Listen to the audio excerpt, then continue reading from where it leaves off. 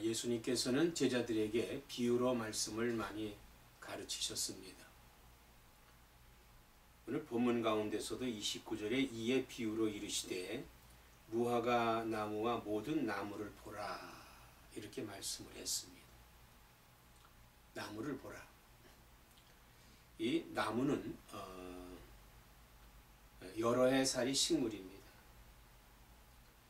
그 나무 잎의 모양에 따라서 여러 나무의 종류가 있고 또 이 나무는 대기 중에 이산화탄소를 흡수하고 산소를 배출하고 땅 위에 온도를 조절하는 역할도 하는 것이 나무입니다.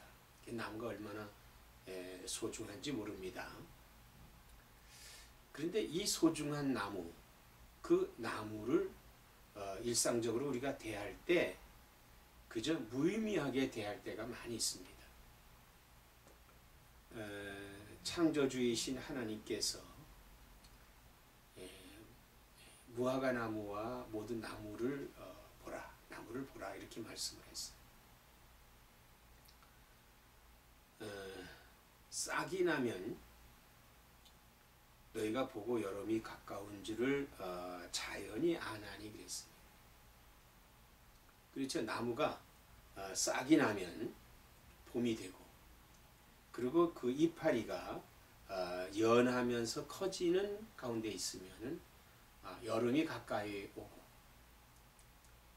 그리고 그 잎사귀가 아주 풍성한 가운데서 열매가 맺어지고 뭐 그런다면은 그리고 그 잎사귀가 물들어지면은 가을이 된다. 그러니까 이렇게 나무를 통해서 우리가 계절을 안다는 얘기입니다. 나무를 통해서 계절을 안다.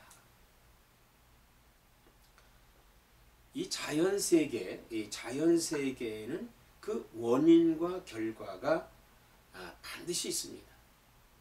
원인이 있으면 결과가 있게 되는 것이죠. 싹이 나고 이파리가 풍성해지고 꽃이 피고 그리고 열매가 맺어지고 그 열매가 떨어지면은 잎이 떨어지고 그 겨울이 옵니다. 이 결과가 오지요. 이런 결과와 또 이 섭리의 세계에도 사건들이 상호 관련되어 있다고 하는 사실입니다. 이 섭리의 세계, 이 섭리라고 하는 게 뭡니까? 우주 질서지요. 밤이 되고 낮이 되고 그리고 하늘에 총총한 별들이 떠 있지만 서로 부딪히지 않고 잘 질서를 유지하면서 살아있는 역사. 이런 그 속에서 또 인간의 역사는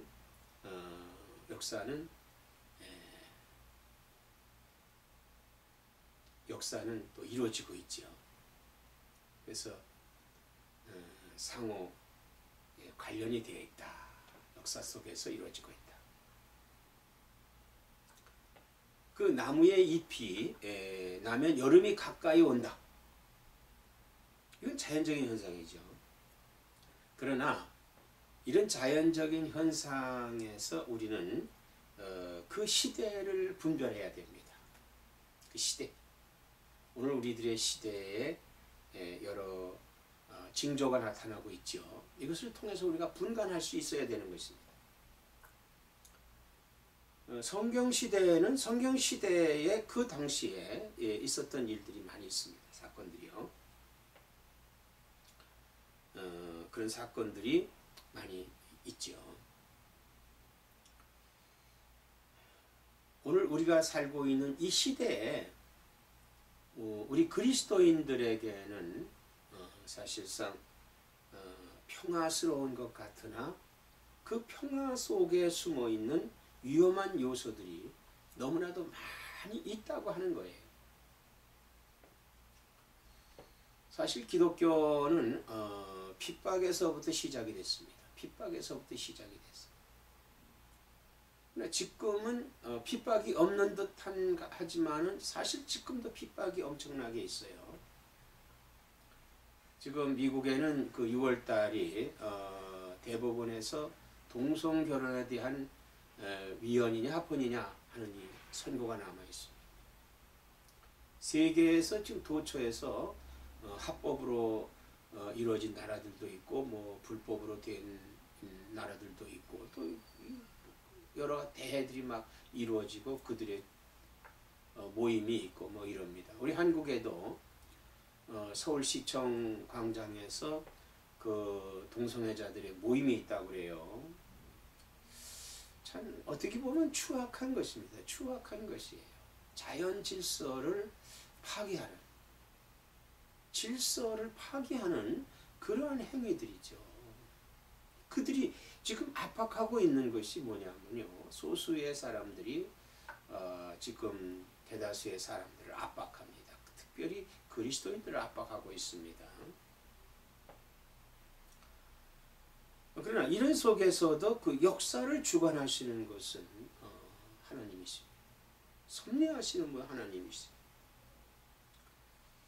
한국에는 그 중동 호기 장애인 메로스가 지금 위협을 주고 있죠.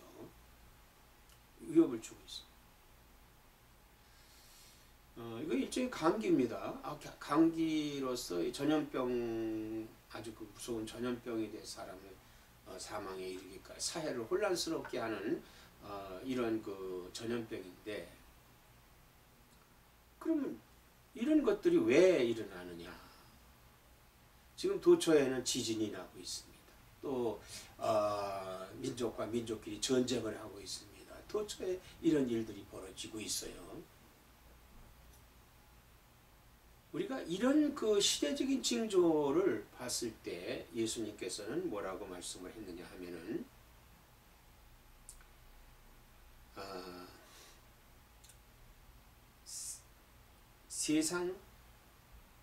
세상이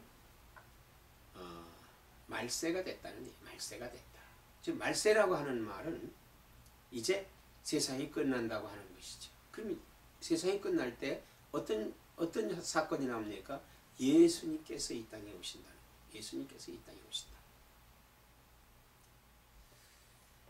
예수님께서 그 나무를 비유하시면서 하시는 말씀이 이와 같이 너희가 이런 일이 일어나는 것을 보거든 하나님의 나라가 가까이 온 줄을 알라. 하나님의 나라가 가까이 온 줄을 알라. 예수님 당시에 하나님 나라가 가까이 왔다고 하는 얘기는 예수님께서 갈릴리에서 복음을 증거하실 때 회개하라 천국이 가까이 왔느니라 그랬습니다. 이제 예수님께서 십자가의 구속을 이루시고 인류를 구속하시는 역사가 지금 다가오고 있다는 얘기예요. 그럼 오늘 우리에게는 어떠한 일이 있느냐? 재림하시는 예수님께서 이제 가까이 다가오고 있다고 하는 말씀인 것입니다. 그래서 예수님께서 내가 진실로 너에게 말하노니 이 세대가 지나가기 전에 모든 일이 다 이루어지리라. 천지는 없어지겠으나 내 말은 없어지지 아니하리라 그랬습니다. 자, 이 세대가 지나기 전에, 이 세대라고 하는 것은 뭐예요? 예수님 당시에 그 제자들이죠. 그 세대가 지나기 전에 이 일이 이루어진다. 일이 이루어진다. 천지는 없어지겠으나, 여기 천지라고 하는 것은 하늘과 땅을 말하는 것인데, 여기 천지라고 하는 것은 그 당시에는 유대를 가리키는 겁니다. 유대 나라가 망한다는 거예요. 그러나 하나님의 말씀은 영원한다는 거예요. 없어지지 않는다는 겁니다.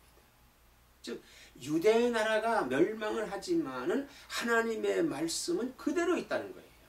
멸망하지 않는다는 얘기입니다. 그대로 이루어졌죠. 유대는 로마에 의해서 나라가 멸망을 했습니다. 그러나 로마는 유대인들에게 그들의 종교, 즉 유대교를 그냥 믿게 했습니다. 그리고 제사장도 그대로 존재하게 했습니다. 그러니까 유대는 정치적인 주권은 없지만 종교적인 주권은 그들이 갖고 있는 거예요. 그러니까 하나님의 말씀이 그대로 있게 된 것입니다. 그럼 이 말이 오늘 우리들에게는 어떤 말이냐? 천지는 없어 하늘과 땅, 즉 이 지구는 멸망당하지만은 하나님 말씀대로 되어진다는 거예요. 하나님 말씀대로 되어진다는 거예요. 하나님 말씀은 천지가 없어져도 1.1핵도 변함없이 그대로 존재하는 것입니다. 그대로 이루어지는 것입니다.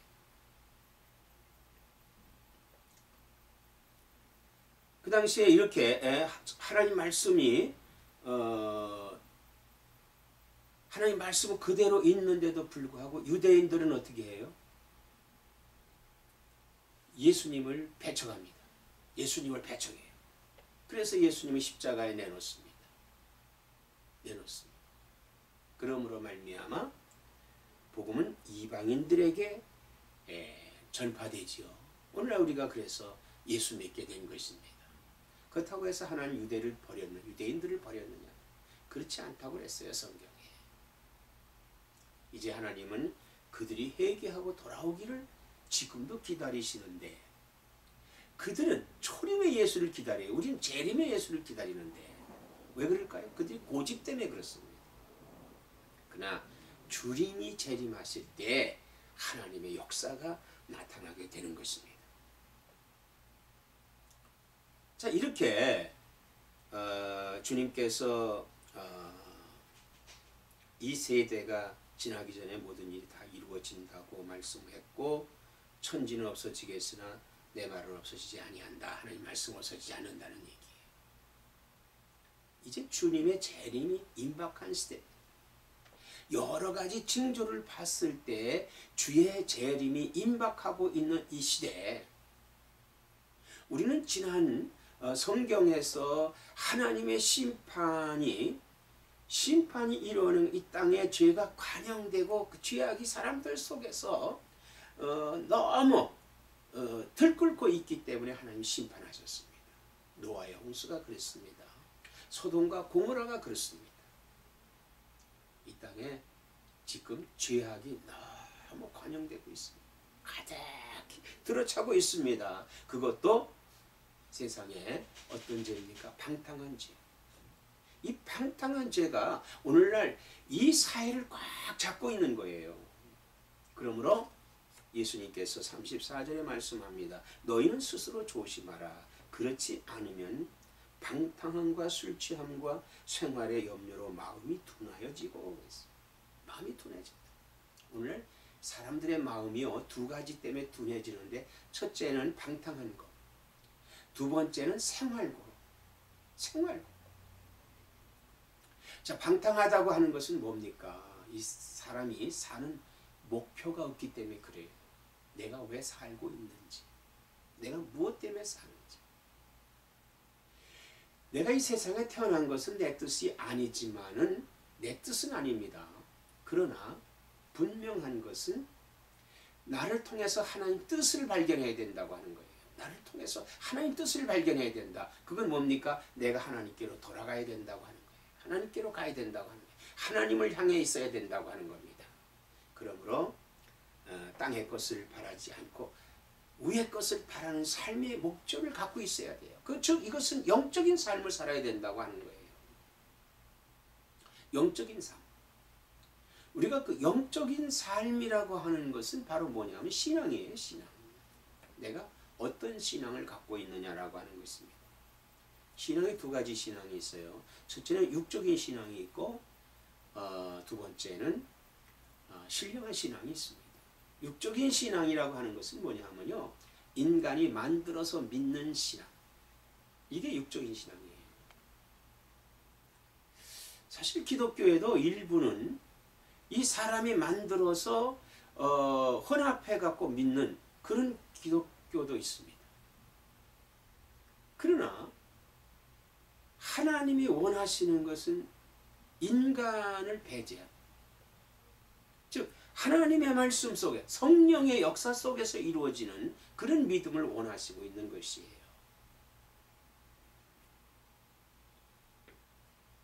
우리의 삶의 목표가 뭡니까? 우리가 내가 뭐 좀 더 잘 살고 좀 더 높은 지위에 있고 뭐 더 출세하고 하는 것이 우리가 목표로 생각한다면은 이것은 큰 오산입니다. 우리의 목표는요, 하나님을 향해 있는 거예요. 즉 하나님을 믿는 겁니다. 하나님을 믿는 거예요. 그런데 그렇지 않으면은 방탕하게 됩니다. 이 세상 사람들이 왜 방탕할까요? 왜 술 취할까요? 왜 죄를 지을까요? 목표가 없어서 그래요. 목표가 없어서 그렇습니다. 그러므로 그들은 삶을 허비하고 있는 겁니다. 생활을 허비하고 있는 거예요. 쓸데없는 것에 허비하고 있습니다. 두 번째는요, 육적인 육신의 생활에 너무 치우치다 보면요, 그래서 사람들이 그러죠. 이제까지 나는 그저 내 목표, 돈 버는 일, 출세하는 일, 그 일을 앞만 보고 왔다. 그렇게 얘기를 해요. 그 뒤로 보니까 너무 허무한 겁니다. 왜? 병이 생기기도 하고 뭐 여러 가지 자기에게 허무감이 오는 거예요. 이것은요, 자기에게 아무 유익이 없는 겁니다. 우리가 생활의 염려로 말미암아서 얼마나 삶을 허비하는지도 몰라요. 참 새벽까지 일어나서 일하고 저녁 늦게까지 일하고 그야말로 육체를 혹사하면서 일하는 경우가 얼마나 많이 있습니까? 우리가요, 하나님 주신 육신은요, 건강하게 잘 사용할 수 있어야 돼요. 그러기 위해서 스스로 조심하라 했어요. 스스로 조심하라. 스스로 조심하라. 우리 스스로가 조심할 수 있어야 돼요. 우리가 예수님의 죄사함을 받고 부르심을 받은 우리가 우리 자신 스스로 조심할 수 있어야 되는 거예요. 그 스스로 조심한다고 하는 것은 뭡니까? 믿음을 지키는 거죠. 오직 그 믿음에다 목적을 두고 거기에 내 모든 것을 걸고 생활할 때 스스로 조심하게 되는 것입니다. 그렇지 않으면 마음이 둔해진다 그랬어요. 마음이 둔해진다.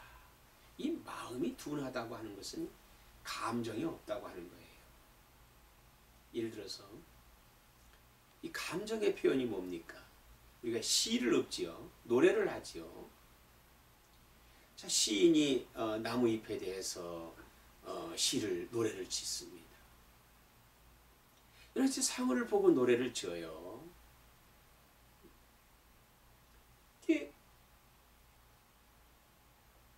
이 둔해진다면은 우리 마음이 둔해질 때는 그런 노래가 나오지 않죠. 무감각한 겁니다. 나무잎이 싹이 났구나. 잎사귀가 올라왔구나. 잎사귀가 풍성하다. 꽃이 피었구나. 열매가 맺었구나. 그저 둔해지는 거예요. 그렇게 그냥 세상이 그냥 자연 현상이 그러니까 그렇지 하고 그냥 넘어가는 무의미한 삶을, 이게 바로 방탕해지기 쉬운 겁니다. 둔해지기 때문에.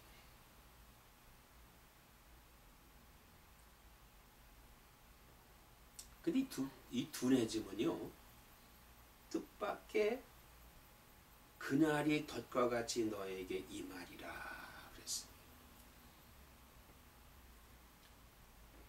뜻밖의 생각지도 못한 일이 벌어진다고 하는 그게 뭡니까? 세상을 심판할 주님이 다시 오신 거예요. 다시 오신 거예요. 그때 우리는 어떻게 하겠습니까? 성경에 보면은 미련한 5처녀와 지혜로운 5처녀가 있다고 그랬지요. 미련한 5처녀는 기름을 예비하지 않았고 지혜로운 5처녀는 기름을 예비했다고 그랬습니다. 자, 예비한 삶. 이게 깨어 있는 거예요. 이게 깨어 있는 건데 너희는 장차 올 이 모든 일을 능히 피하고 인자 앞에 서도록 항상 기도하며 깨어 있으라. 깨어 있으라. 우리가 깨어 있는 삶을 살아야 돼요. 깨어 있다고 하는 것은 믿고 있다고 하는 거, 믿고 있다고 하는 거.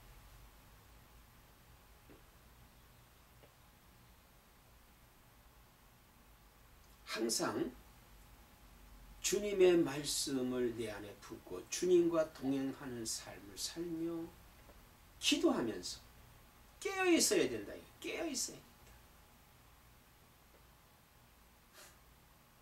우리가 잠자지 않고 깨어 있을 때는 사물이 다 보이지 않습니까?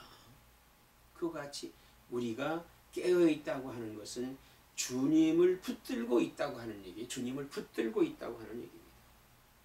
즉 불신앙에 빠지지 않도록 주의 말씀을 붙들고 있어야 된다.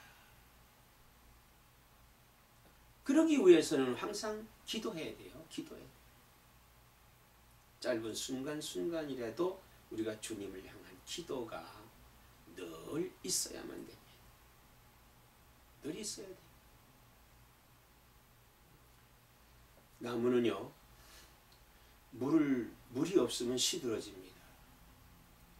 태양이 없으면 그 빛을 상실해요. 우리 그리스도인들이요, 말씀의 물을 받지 않으면 시들해집니다. 주님을 향한 기도가 끊어지면은 결코 그 잎의 색깔이 변해지고 식물이 죽습니다. 우리는요, 항상 깨어